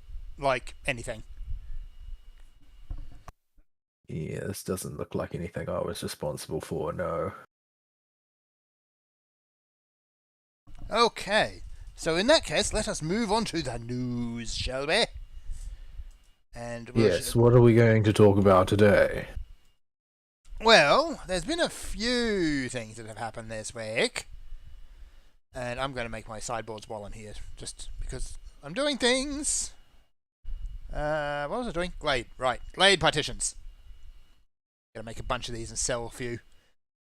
Well, we've got the Harry Potter nonsense. And I don't want to talk too long on that because it's everywhere. It's kind of hard to miss. Yeah, it's sort of become a very strange and like it feels almost like a game of chicken at this point. Like everybody's just pushing further and further to see how far they can go before something breaks. Yeah. Because this is like it was irrational to begin with, but I feel like that somehow it's finding more rationality to discard still. Yeah, the people who are against it are doubling, tripling, quadrupling down on everything. In what world do you get up in the morning and think, hey, I'm going to make a website which is going to create a list of undesirables that people can look up in order to more efficiently stage targeted harassment against them for having crime thing? This sounds like a great idea. That It doesn't sound like the sort of idea. It doesn't sound like the sort of idea that a certain Austrian painter from Munich would come up with. Yes, not at all. So yeah, that's one of the big things that came out of it was a website that you basically put in a streamer's username, and it will tell you whether or not they streamed that wizard game. Because it is the game that will not be named, ironically. I might need to move my... You can sort of see how like you can see where it comes from, right? That like this is not a rational reaction. This is like a deeply visceral response to a sense of betrayal, because these people made Harry Potter their entire life. Yep. Like the read another book meme existed for a reason. Yes. It's because they were clearly poisonously invested in this, and yeah, it's not good at all. they were very deeply committed to this work of fiction in a way that would make, like, even the sort of like stereotypical tricky nerds of yesteryear, that I guess those people to a certain extent don't really exist anymore. They're like not one of the central nuclei of geekdom anymore, but they were always portrayed as being like pathologically obsessed. But this sort of Harry Potter phenomenon amongst a lot of these people was on a degree more than that, and that they genuinely seemed to integrate Harry Potter concepts deeply into their life as a way of looking at the world, which does not seem healthy at all. Like, you can tell by the way that their every metaphor and every simile they used was something from Harry Potter, and they would their go-to to describe somebody as being bad was not even Hitler, it was Voldemort. Yeah. Like, this is really, the sign of a diseased mind. Everybody to knows have- at least one of these people. And all of them baked this into their being to an extent that when Rowling unpersoned herself by having a completely uniformly progressive set of opinions, except for this one thing, in which she allowed her common sense to break through. This was enough to basically toxify their entire worldview. Mm-hmm. Because now, rather than indulging in the fantasy that Harry Potter is actually connected to reality in some way, they've got to compete with each other to denounce the thing that they baked into their life. And so, results in this incredibly hysterical and irrational behaviour where they've just decided to, persecute some game streamers. I mean, Bay got caught in the blast radius because she was excited about the Harry Potter game, and a whole bunch of scolds showed up to tell her she was a bad person. Yeah, and all she was doing was using Harry Potter spells to tell incredibly dirty jokes. Which is an incredibly Australian reading of Harry Potter. It really is. If you hear an Australian giggling at the back of the room during one of the movies, that's why. But that's all she was doing, was just running a stream, goofing around. Other streamers have copped it a lot worse, and in the case of a few streamers who kind of cultivated a really ultra progressive audience, their audience has turned on them fully. Like, what was it? Gamer Girlfriend? Yeah, their audience just completely started cannibalizing them. It's rather alarming, actually. Yeah. But on the other hand... I want to feel sympathy, but I also feel like you deliberately cultivated an audience of these type of people knowing what they were and what they represented. Yeah, I mean, Like, what did you expect? Yeah, it's sort of like this is the bed you made for yourself. Lie in it now. Yeah. On the other hand, though, there's been a lot of other streamers who have just gone ahead, played the game. They've set their moderators up to start banning people who kick up a stink, and they've been getting a very positive reaction out of it. They do have increasingly long ban lists, but beyond that... It's not like a ban list requires any kind of effort. Yeah. They just, they get what they deserve. So, yeah. It's been a whole thing. Yeah, and honestly, a huge much ado about nothing sort of situation, to be totally honest. Like, the game, from all accounts, is a decently fun way to spend your time. And that's pretty much it. Like, it's a solid game. They did inject one tranny character in there to try and tamp down on the accusations that they wanted to sort of like move the game away from the author of the original work in order to say, oh no, look, we're not transphobic. We included this one character who's like super obviously transgender, and it's like, wow, you're kind of they're going to get you coming and going with that. You know that, right? Number one, the mob never forgives, ever. You can't appease them. Number two, their entire shtick is the concept that like trans women are women. Therefore, you can't tell the difference between a trans woman and a regular kind of woman. But you never tell anybody that this character is trans. It's the simple fact that they're a slightly off-looking woman with a man's voice. Yeah, they don't make a big deal of it. She's just there. She serves her role, and that's it. No fanfare. But the thing is that goes hard against their narrative. Because in the narrative, you can't tell the difference between a real woman and a trans woman. There's no difference. So if you make it obvious, then you're saying that trans women aren't women. They're a different type of thing called a trans woman. Yeah, from a normie perspective, though, this is the way you actually introduce characters like that. They're just there. There's no fanfare. You don't make a big deal of it. They're just there.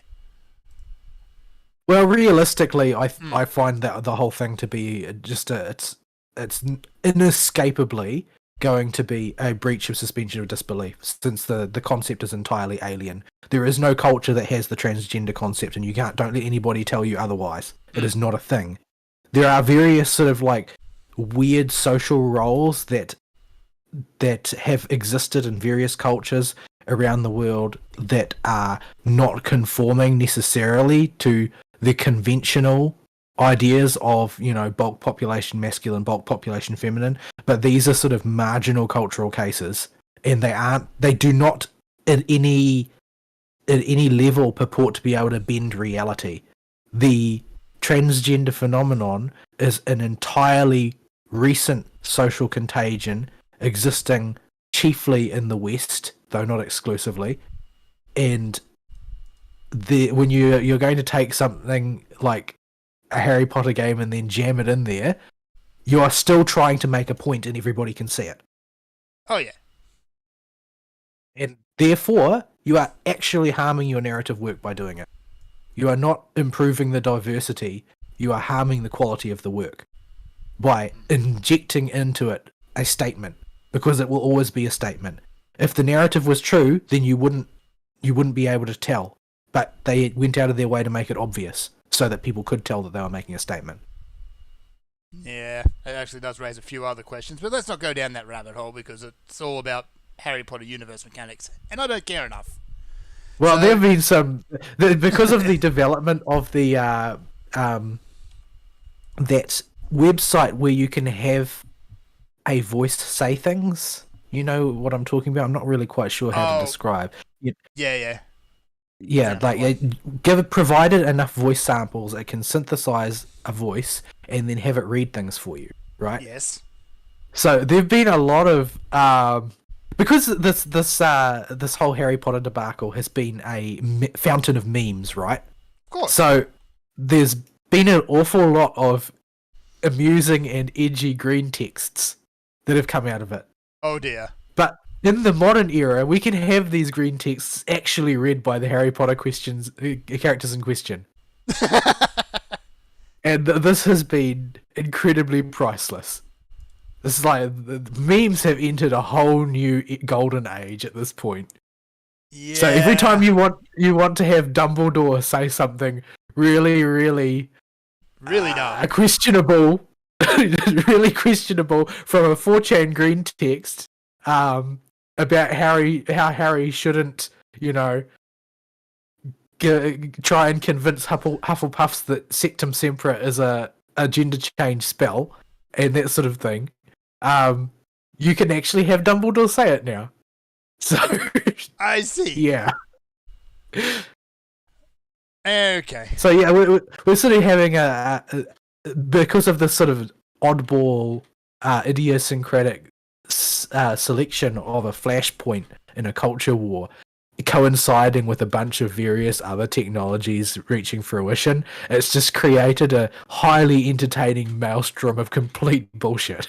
Yeah. Which is the best way to sum up the whole affair, really. Pretty much, it is. So we'll leave it at that. It has been very, very amusing watching people lose their minds over all this crap. And at the end of the day, it really doesn't matter. It's just a game. Yeah, people will have forgotten this in another season. It'll be like it never happened. Yeah. I mean, I'm sure there will be certain people who are still raging out in private, like they are about Gamergate still. Oh, they're not in private. Well, what I'm saying is that it's not so much that it's in private in the literal sense, so much as the only people listening to them in a month's time will be the people in their own circle. Yep. Nobody else will be able to hear anymore because they've moved on to something else. So, yeah, when everybody's moved on and they're still moulding about Gamergate, this whole thing will have just, been a storm in a teacup and nobody will care anymore. The publisher of the game will be laughing all the way to the bank. J.K. Rowling will continue to be the wealthiest author in human history. There's not anything is going to be accomplished by this except a whole bunch of people tied themselves in knots of angst over something that really shouldn't matter because they happened to contract the latest fashionable social contagion. You got to support the current thing. Current thing! Well, at least they're not still moulding about Ukraine. Oh yeah, Like- there's still a few around, but not Yeah, many. they're taking a break from that for a little while. Switch the Ukraine flag to a transgender flag for a bit. Scream for a while. Switch it back and scream about something else. Yeah. Doesn't all that screaming get tiring? My goodness. Why don't you go and be happy about something for a while? Try that. Try being happy. Happiness is so last season. Yes. Alright, I am going to put a little stuffed Alpha in my house, because Alpha is a boss. Other news. Watsy stuck their face in it again. How are they so bad at this? I don't know. So, in the... Like, once upon a time, these were all our people. And they knew how the game was played. now they don't know the first thing about games. So, yeah, in the fallout of the whole OGL thing, Watsy representatives have been doing the rounds. They've actually been going to even some of the smaller podcasts out there and putting their people out there to answer questions. In a lot of cases, in very hostile environments. And in a lot of cases, the people who are getting the answers on these podcasts are really not buying the lines of bullshit. So there's been a few out there who've said, yeah, okay, this is fine. And some of the stuff that they've been putting forward has been probably true. And yeah, there's also been a few things that have come out of it which have been outright lies. But one particular podcast got a gold nugget, didn't they?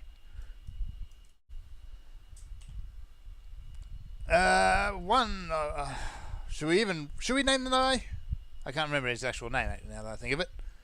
Hold on, my brain has just farted and I can't see. Yeah, my brain just farted on the name. I had it right a moment ago. He's the current lead designer for D&D, and he was talking about the stereotype of, you know, the neckbeards in the basement kind of thing, which is fair enough. I mean, that stereotype is, well, it's a stereotype. I mean, come on. Yeah, they all exist for a reason. They don't encapsulate everybody in the population, but they do exist for a reason. Yeah. And then he dropped a nugget, which was basically in terms of, you know, white guys like him can't leave the hobby fast enough. Yeah. He did a racism. An actual racism. Why do they have to be this way? Why can't they just, you know, climb down, calm down, go and do their job for a bit? Just try not to be insane. Sit down, put your head down, shut up. But no, Watsy just has to keep ruining things. They're good at that. Yeah, I mean, they're already in a bad position. They've got people leaving the hobby to go and do things like Pathfinder instead. They don't want to be involved in D&D anymore. They've had enough of the drama, enough of the sort of finger-wagging bullcrap that has been offered. So, why then do you complicate your situation by saying, well, we didn't want you anyway? Yeah. Like, you're supposed to be trying to repair your relationship with your audience. That is the opposite of repairing it and doing that sort of thing. But nah, they just can't help themselves. But honestly, this should have garnered a lot bigger reaction than it did, and it's because people are just done with Wizards at this point. Yep. Nobody really cares what they've got to say anymore. They had their shot. It didn't have to be this way, but, well, I mean, they've just another group of people that have made their bed and have to lie in it now. Yep. You done messed up.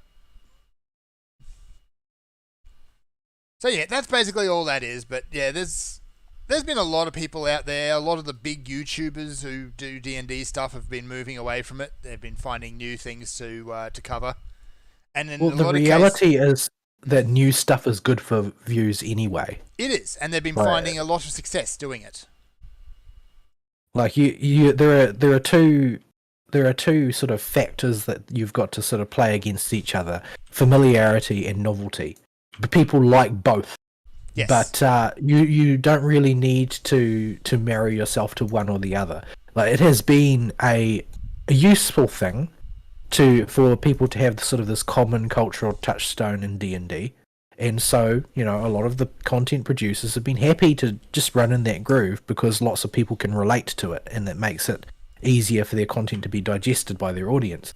But there's no real drawback if they try the novelty route instead. Some people will not like it and they will stop watching, but other people will be drawn to it.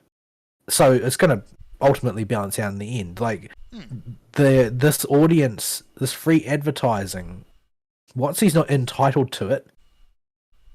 Nope. It's not specially something that they gave to these people. It's not like, we made you, you're nothing without us. It's the way they think it works, but no, in reality, it doesn't work that way. Yeah. Which actually does remind me of something. One of the greatest lines that's come out of this Harry Potter thing, by the way, is someone crying into their soy latte and saying that the Harry Potter world doesn't belong to her, it belongs to us. No. There's actually legal documents saying it belongs to her. Yeah. You just straight up stole that line out of the D&D argument, didn't you? Because in the case of tabletop games and D&D, that's actually very much the case. Yeah, it isn't WotC's game. They facilitate it, but it's not theirs. Yeah, these people really need to try being less embarrassing, to be honest. Yeah, they do. Like, that's also a good way to lose your customer base if they don't want to be seen with you. Yeah. So yeah, that's another shenanigan. But wow, aquariums are expensive. That one's not. I want the round one though. I have to make it. So yeah, it's been more embarrassments for WotC, and yeah, sorry, but people are done. They don't care anymore. Yeah, it couldn't happen to a nicer bunch of twats. Yeah. I want this to go all the way. The same as I want the Harry Potter thing to go all the way. I want it to be devastatingly successful to show that these people are just people that squawk really loudly on Twitter and they have no real meaningful clout in the end. Likewise, I want the WotC dead horse to be flogged until there's nothing but ground chuck. I want the ultimate punishment to be meted out to people who have shown the ultimate level of contempt for their customers. Yes. I don't want there to be forgiveness. I want the punishment to go all the way to the ground, burn it all down. The WotC have reigned at the top and taken it for granted for more than long enough. Yep, and now they're going to choke on their own hubris. All right, let's talk about some more fun news, shall we? Oh wow, that is expensive. Nintendo did a thing. They put out a new Nintendo Direct for the start of this year. I have not watched it, so I have no commentary in the specific to give on it. Fortunately, I did. Let me just pop that note back up as to what I did. There was a lot of fluff in it, but there's a few good things. Like Deca Police looks very, very strange. And you got Kirby's Return to Dreamland, which is just a remake of Return to Dreamland with a little bit new content attached. Sea of Stars, Octopath Traveler.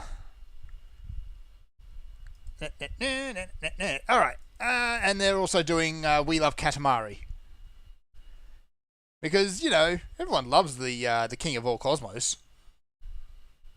I haven't actually played a Katamari game myself. I don't really know what the King of All Cosmos is like. He's a meme, is what he is. Well, I know he's a meme, but I don't know what the content of that meme is. Yeah. That's maybe a good opportunity to find out. There is now a demo up there for Katamari Damacy re-rolled. That's freely available. I can't words. On the Switch at the moment. So if you want to try Katamari, there you go. I highly recommend Katamari. I need to play the actual proper Katamari games. I've played plenty of not spin-offs, copycats, but not actual Katamari. I need to fix that. All right, they're doing a collection for Etrian Odyssey, as well as more. Finally, putting a launch date onto the Advance Wars reboot. Isn't Etrian Odyssey the one with the obnoxious mapping system? Yes. Thankfully, they have added a system, which is off by default, by the way, that auto maps for you. And this is the same. Etrian Odyssey and Persona Q use the same mapping system. I think they use the same engine in a lot of ways. But it's all about drawing that map by hand as you go. And that means you take one step and you draw a little bit of map. And then you take another step and you draw a little bit of map. And you repeat that for hours. And yeah, that experience, just messing around with this incredibly tedious map system, is what ruined Persona Q for me.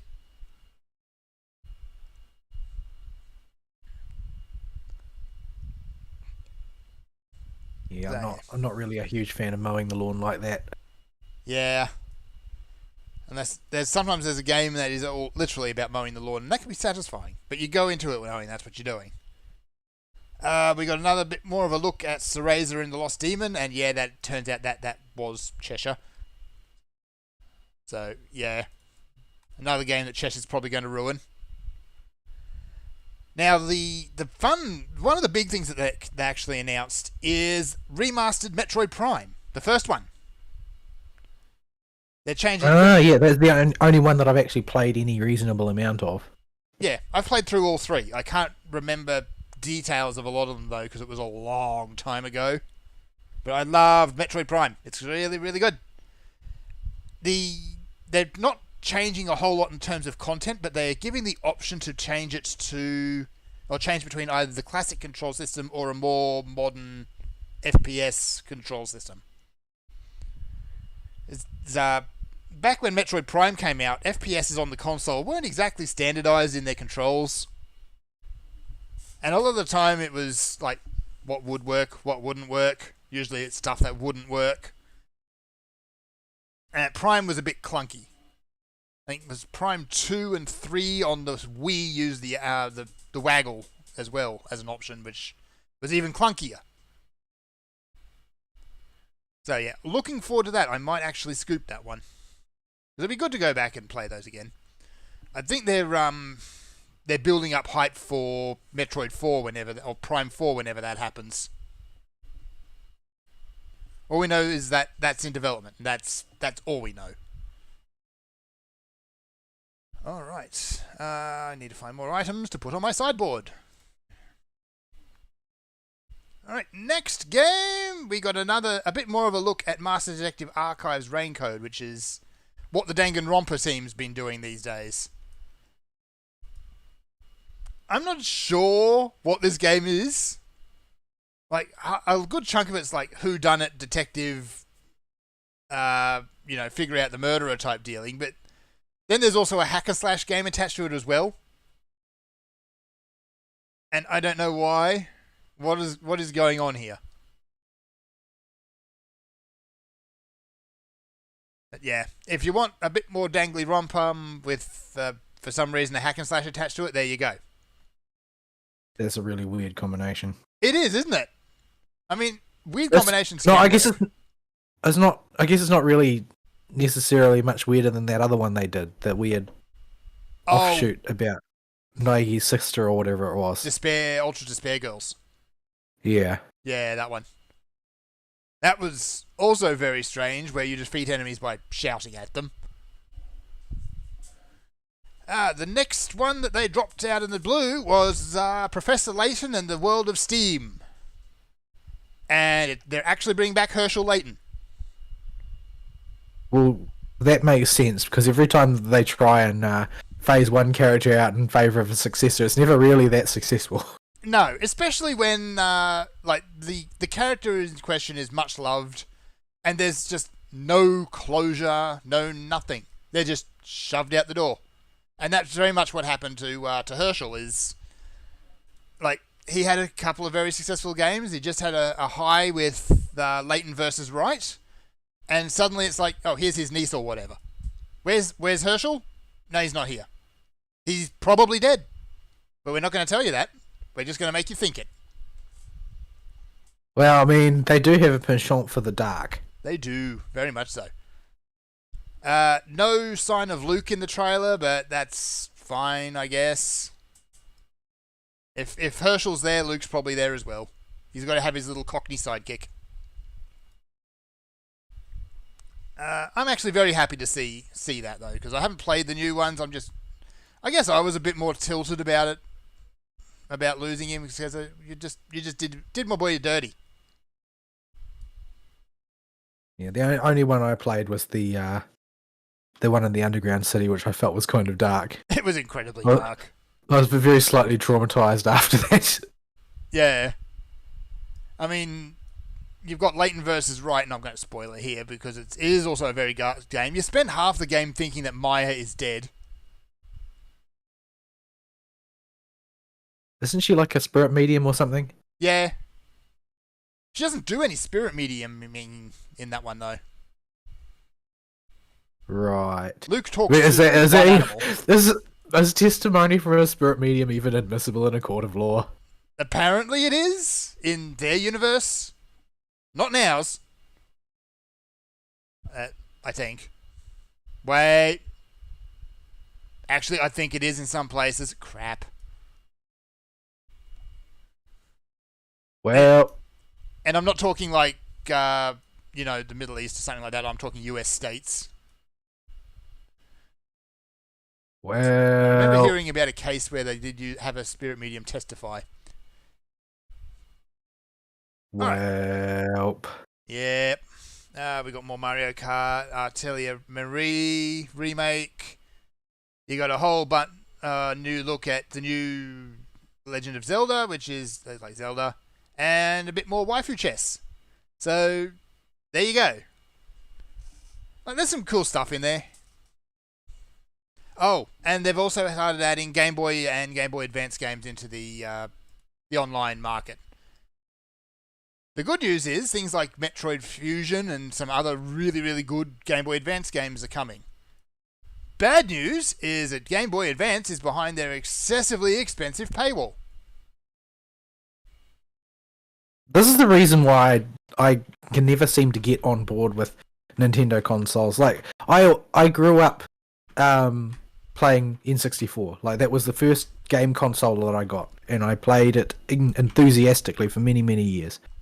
But the modern series of Nintendo consoles in the sort of the digital era, where people buy things digitally, the only thing they ever make me think of the same sort of thoughts that I think when I check the price of Saint Quartz.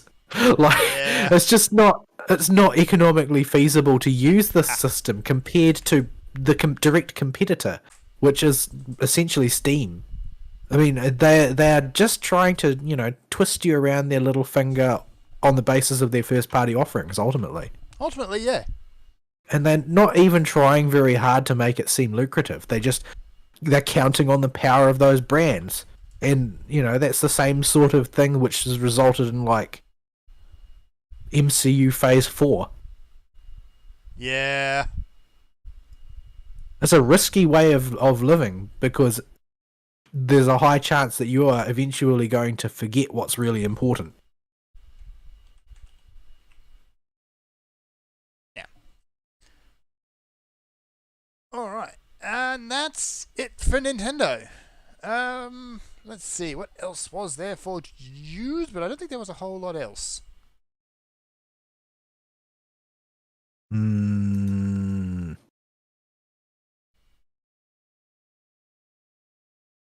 Oh yeah, one thing I did skip actually is they're doing a remake of Ghost Trick. Yeah, I didn't play the first one. I heard about it. Was that one of the ones that did really strange things with the DS, though? It was. Ghost Trick it's by I think it might even be set in the same universe as Phoenix Wright. So it's by the same people. And you're playing as Cizelle, who is dead. You are a ghost. So you basically go through a time loop narrative where you need to basically move objects around in order to make the story kind of progress in the way it needs to. rather than inevitably bad things happening to the other people on the screen. Particularly a girl who, frankly, she kind of lacks in self-preservation instincts.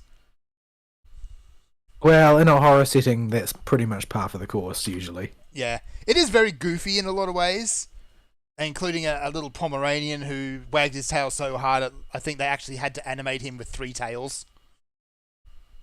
It's another Missile, by the way. He's Missile. Because of course he is. So yeah, it's a fun story. There is a twist towards the end, which I really enjoyed. And yeah, it's not really a difficult game once you figure out what you need to do and how you need to get it, go about it. Sometimes the hardest thing you need to figure out is actually how to move from one object to another to get to where you need to be. And in some cases, how to do that fast enough. But yeah, it's got a really solid story through it. It's a lot of fun. I really enjoyed that one. But yeah, it did do some wonky things with the 3DS. I think you had the scene playing out at the top screen, and you had to... The bottom screen was basically giving you a ghost view of the world, which would show you what objects you could interact with. I need to go to Hyperion, by the way. So yeah, good times. I love that game, and I would happily play through that one again. I don't really care about Splatoon. I don't really care about Samba de Amigo, though it is odd to see them resurrecting that corpse. Man, I remember seeing that game in like magazines from 1995 or whatever. Yeah. I mean, it was big in the arcades. I think it stuck around in the arcades for a while. And it's got an absolutely bouncing soundtrack. It's great. I think, yeah, II appeared in those Sega racing games, and also brings his banging soundtrack with him. But beyond that, Samba de Amigo, I don't think it's actually made anything in recent years. No, it's a Sega property, right? Yes. Yeah, I think it's one of their in-house ones that they have jealously guarded. Yes. But yeah, it's interesting to see that one. But I mean, people are scraping for things that they can grab attention with, I suppose. Yeah. And it makes use of the Switch controller's waggle feature. You're actually using them as maracas, because of course you are. It is Samba de Amigo, after all. Maracas are everything. Indeed. The world is maracas. I'm surprised they haven't accused it of being racist at this point. Give it time. Alright. That's it. I don't think there's anything else.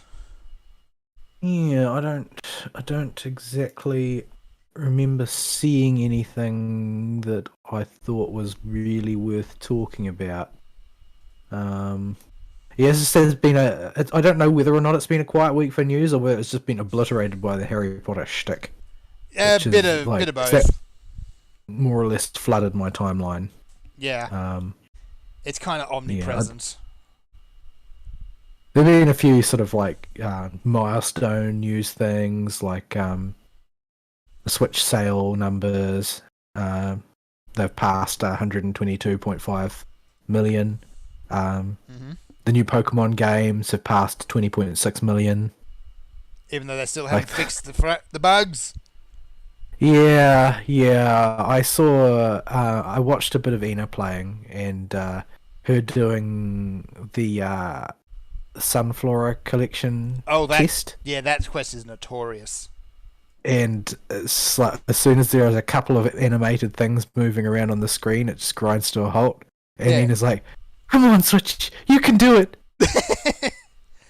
Those Sunflora, though, even if you take them out of town and they're the only thing nearby, they still run at 10 FPS. Yeah, probably just didn't bother to do an optimization pass on it, or maybe they did a crude optimization pass for like distant animated objects or something, and just left that on, or I don't know. I refuse to accept that any optimization was done at all. I mean, I watch people playing it, and they seem to be having great fun, and yeah, like the whole raid concept, I think, is quite nice. It's definitely an improvement over the pickles and the fish and chips version. Yeah, it needs some work. I think that there is I think you can build on that concept quite effectively. There's something good there. Mm-hmm. But yeah, the game's just not at a level of polish where I'd consider coming back to Pokemon. Yeah. Like in order to get me back, the genre really needs to advance, and the Arceus engine was a big advancement, and that's sort of like the first step on its way to win me back. It's not quite enough because I'm not a Pokemon aficionado, Mm-hmm. but like I tried playing X and Y, and it was too much.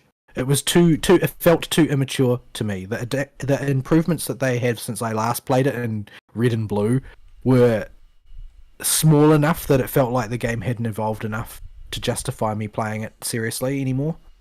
Yeah. So I didn't really stick with it because it was mostly gimmicks were attached to it, like playing mini games with my Pokemon or feeding my Pokemon or whatever. No, I wanted to see the game really, really advance in a fundamental way, and the Arceus engine was the first step toward that. The raid thing is a step towards that. There's the sort of multiple branching storylines pursuing different goals rather than just doing the Victory Road thing over and over. Like that was an improvement. Conceptually, I like the Arceus game better than the mainstream games in the sense that you're not doing the same old thing again. But I've enjoyed watching a few of people like Fauna and Ina play the new Pokemon game. They seem to be having a good time with it, but it's also not at the level of technical polish that I'm willing to accept from a big venture like that. Yeah. Like the Pokemon company is richer than a king.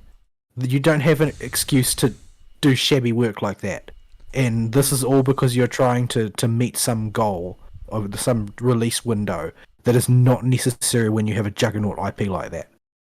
Yeah. Like, they've got all the pieces they need to make a phenomenal Pokemon game. But for some reason, they just don't.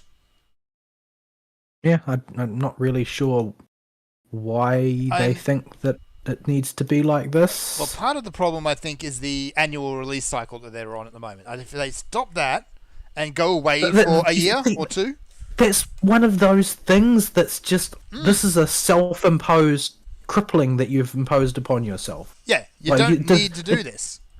Yeah, there's nobody is holding a gun to your head and making you do this. You're doing this because, some marketing moron told you that it was necessary, and you never bothered to check to see if it really was. Yeah. So, that's part of the problem. And the other part of the problem, I think, is that the fan base just keeps buying things no matter what anyway. Yeah, and that's the sort of the double edge. The other side of the double edge of the power franchise is that you can't properly gauge what is truly liked and disliked anymore because people are buying out of habit. They're buying out of loyalty. They're buying out of this, that, and the other. So until you do something really crippling, oftentimes you're just not going to lose them. Mm-hmm. So, yeah, the audience is definitely their own worst enemy. So, yeah. I'd love to see them actually, don't make a mainline game for next year or even the year after. Come back with a brand new everything, basically. If you tell people that's what you're doing, they're going to be wholeheartedly behind it, though. Just tie them over with spin-offs until then. Magikarp's Great Adventure or something, I don't know. Actually, I think that already exists.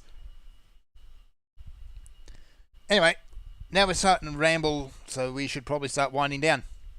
Yeah, I don't think that there's anything else that I thought I really needed to talk about. Yeah. Unfortunately, Ari never made it back, so we're going to have to find out what happened. Yeah. I presume they're just waiting for the power company to come out and fix the lines at this point. Yeah. Usually power companies are very, very quick on that sort of thing. Unless it's like somewhere out in the middle of nowhere that's caused the issue. Even then, out here where we live in the literal middle of nowhere, they'll just borrow a helicopter and off they go. So, alright, let us wind down then. I guess closing comment of the week. can't work out how you get black limestone. Black limestone? I'm not sure. Yeah, it's a hidden item, but I can't remember how you get hidden items from notes. There should be an ability on your hotbar if you're at high enough level. Yeah, there is an ability to reveal hidden items, but normally they come up and then there's a question mark, and then you... I don't know. Oh, no. No, It's they... just- No, hold on. No, that's not what I want either. Nope, that's not helpful. And sometimes you'll have more than one hidden item and they'll overwrite each other. We're looking at you, treasure maps. Yeah, that's what I'm dealing with right now. Yeah, you might have to go and pick up a map and then come back. I think that might be your problem.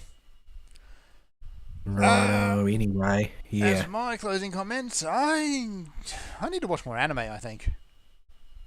I kind of fell off the wagon for a bit. It's just not a good time for anime in a lot of ways. It's too many people are trying to trade on very subpar things, in my opinion. Yeah. Yeah, I'm tempted to go and buy the Harry Potter game. Yeah, I really am as well. The only thing that stops me from doing it is the fact I know that I just don't have time to play it. Yeah. So, yeah, I really, I'm in I feel like I'm in this position where time is my enemy on both ends. Like, time is passing too fast for me to have time to do anything when I get home after work, but time is passing too slowly for me to advance the progress of my work situation to a point where I can have free time again. Yep. So we've got to carve out time at some point, but time is always the enemy. So with that, let us get out of here then. Alrighty. We'll see you all next week. Goodbye.